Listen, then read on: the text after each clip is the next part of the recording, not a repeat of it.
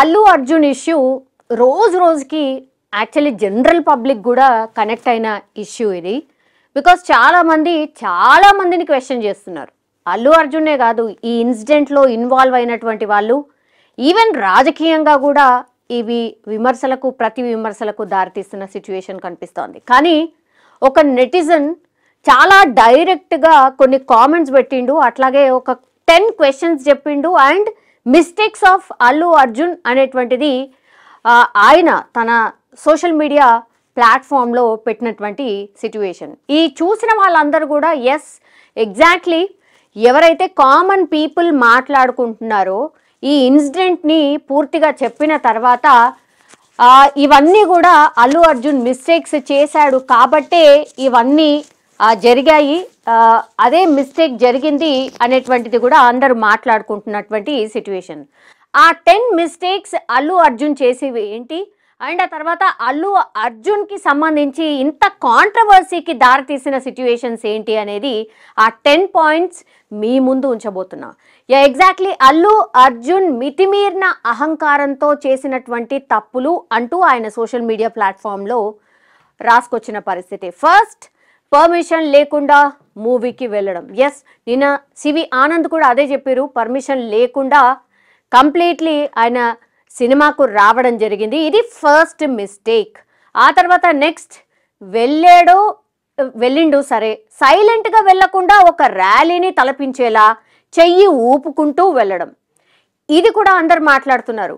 సరే వెళ్ళినావు, permission first తీసుకోవు, ఆ తర్వాత వెళ్ళినోడు వెళ్ళకుండా ఎక్కడ ఇందిరా పార్క్ దగ్గర నుంచి మొత్తం సంధ్యా థియేటర్కి వచ్చేంత వరకు పూర్తిగా చెయ్యి పైనకు అంటే టాప్ ఆఫ్ ది జీప్ రావడం ఆర్ కార్ రావడం, ఆ తర్వాత పూర్తిగా చెయ్యి ఊపుకుంటూ ఎక్కడి నుంచి మన ఇందిరా పార్క్ దగ్గర నుంచి సంధ్యా థియేటర్ వరకు నాకు తెలిసి 1.5 కిలోమీటర్ ఆర్ 2 కిలోమీటర్స్ ఈజీగా ఉంటుంది.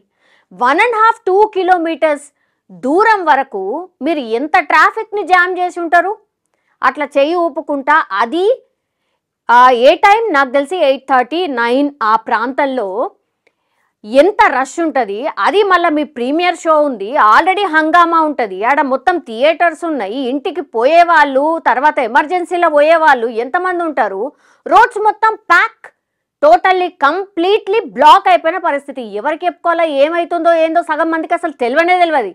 ఆ ట్రాఫిక్ ఏదో ఉంది అనుకున్నారు, అట్లా అడ్జస్ట్ అయినరు, ఆగినరు, మీరు లోపలికి పోయిన తర్వాత వెళ్ళిపోయిన పరిస్థితి. సో సెకండ్ మిస్టేక్ ఏంటి, వెళ్ళకుండా సైలెంట్గా వెళ్ళకుండా ఒక ర్యాలీని తలపించేలా చెయ్యి ఊపుకుంటూ వెళ్ళడం. This is second mistake. ఆ తర్వాత థర్డ్, పోలీస్ వాళ్ళు పరిస్థితి ఇలా ఉందని చెప్పినా నేను సినిమా అయ్యాక వెళ్ళాలి అని చెప్పడం. సిచ్యువేషన్ని మీకు పోలీసులు వచ్చి ఎక్స్ప్లెయిన్ చేసే ప్రయత్నం చేసిర్రు. అప్పుడు మీరు ఏం చెప్పారు, లేదు జాంతైనాయి, నేను కంపల్సరీ నా సినిమా చూసే పోవాలా, నా ఫ్యాన్స్తో కూర్చొని మొత్తం సినిమా చూసినాకనే పోతా అని మారం చేయడం. ఇది థర్డ్ మిస్టేక్. ఏది, బయట అంత మొత్తం అయిపోయి రేవతి అనే మహిళ చనిపోయి ఆ కుటుంబం అంతా చిన్నాభిన్నం అయిపోయి శ్రీతేజ్ అనే బాబు ఇంకా కూడా ట్రీట్మెంట్ తీసుకుంటున్నాడు, బ్రెయిన్ డెడ్ అని ఒకళ్ళు అంటున్నారు, ఇంకా కూడా వార్తలు వస్తూనే ఉన్నాయి. పాపం ఆ బాబు పరిస్థితి ఏందో తెలుస్తలేదు, ఆ తండ్రి ఏం చేయాలనో తెలుస్తలేదు, రోజుకో ముచ్చట బయటకు వస్తుంది, అలా పరిస్థితి ఏంది ఒక్కసారి మీరు ఊహించుకోండి. ఇది థర్డ్ మిస్టేక్. పోలీస్ వాళ్ళు పరిస్థితి ఇలా ఉందని చెప్పినా నేను సినిమా అయ్యాకే వెళ్ళాలి అని చెప్పడం, ఇది థర్డ్ మిస్టేక్. ఫోర్త్ మిస్టేక్ ఏంటి, సినిమా నుండి వెళ్ళినప్పుడు విషయం తెలిసి కూడా కనీసం బాధ లేకుండా మళ్ళీ ర్యాలీని తలపించేలా చేతులు ఊపుతూ వెళ్ళిపోవడం, ఇదైతే అతి దారుణం. సినిమా నుండి వెళ్ళేటప్పుడు కూడా మీకు విషయం తెలుసు చేరవేసినామని క్లియర్ కట్గా నిన్న సివి ఆనంద్ కూడా చెప్పారు. మేము చెప్పినాం, అవుట్ ఆఫ్ కంట్రోల్ పూర్తిగా థియేటర్ బయట, అండ్ ఇట్లా ఒక మహిళ చనిపోయిందండి, ఒక బాబు సీరియస్గా ఉన్నాడండి, పరిస్థితి ఇది ఉంది, మీరు వెళ్ళిపోండి అంటే కూడా మీరు పూర్తిగా కనీసం సరే అంత చెప్పిన తర్వాత కొంత ముందు వెళ్ళిపోతుంటే కూడా చేతు వేవ్ చేసుకుంటూ ఫ్యాన్స్కి చీర్ చేస్తూ వెళ్ళడం ఏందండి, అసలు ఇదెంత దారుణం, అదే ఆయన అడుగుతున్నారు. This is fourth mistake. Fifth, జరిగిన సంఘటన తెలిసిన దాని గురించి స్పందించకపోవడం. 48 అవర్స్ వరకు కూడా కనీసం స్పందించకపోవడం, ఇది అతిపెద్ద ఫిఫ్త్ మిస్టేక్ అని కూడా చెప్తున్నారు. కాదు, ఒక మనిషి అనిపోయింది, మీ సినిమా చూడ్డానికి వచ్చిన మనిషి అనిపోయింది, ఆ ఫ్యామిలీ మొత్తం కూడా మీకు వీర అభిమానులు ఫస్ట్ డే కూడా కాదు, అది ప్రీమియర్ షోకి పాపం వాళ్ళు ఒక మిడిల్ క్లాస్ ఫ్యామిలీ. మీ ప్రీమియర్ షో టికెట్ ఎంతో మీకు తెలుసు కదా, నలుగురు వచ్చిండ్రు సినిమా థియేటర్కి సినిమా చూద్దామని. ఎంత ఖర్చు పెట్టుకొని, ఎంత మీ పైన ప్రేమ ఉంటే వాళ్ళు వచ్చి ఉంటారు. అది కూడా మీరు పూర్తిగా మర్చిపోయి 48 గంటలు దాటినాక మరి ఎవరు చెప్పిరో ఏం చెప్పిరో తెలియదు, కానీ అప్పుడు మీరు వచ్చి ఆ ఫ్యామిలీని కలిసిరో ఇంకేదో చేయలే. మీరు ఏం చేసిర్రు, ఇంట్లో కూర్చొని ఒక వీడియో రికార్డ్ చేసి చెప్పిండ్రు. అది కూడా అసలు మొత్తం నా మిస్టేక్ కాదు, ద ఫస్ట్ డే నుంచి కూడా మీరు అదే చెప్తున్నారు, నా మిస్టేక్ గానే కాదు, అట్లా జరిగిపోయింది యాక్సిడెంటల్గా అని కూడా చెప్తున్నారు. ఒక్కోళ్ళకు కూడా మీరు క్షమాపణ అడగలేదు. This is 5th mistake. ఆ తర్వాత ఏంది 2 రోజుల తర్వాత ఒక వీడియో రిలీజ్ చేసి సంతాపం తెలియజేస్తూ క్షమాపణ చెప్పకపోవడం. ఎగ్జాక్ట్లీ నేను అదే అన్నాను. ఇప్పుడు 2 రోజుల తర్వాత 48 గంటల పాటు స్టడీస్ అప్పుడు ఏముండదు, ఉండకుండా మళ్ళనేమో ఇంట్లో ఒక కెమెరా పర్సన్ని పిలిపించుకొని కెమెరా పెట్టుకొని ఆ తర్వాత మీరే మాట్లాడతారు. కనీసం మీడియాది కూడా పెట్టరు, మీడియా సమావేశం కూడా పెట్టరు. ఎందుకంటే క్వశ్చన్లు అడిగితే ఏం చెప్పాలని అర్థం కాదు కదా, అందుకని మీడియా సమావేశం కూడా పెట్టరు.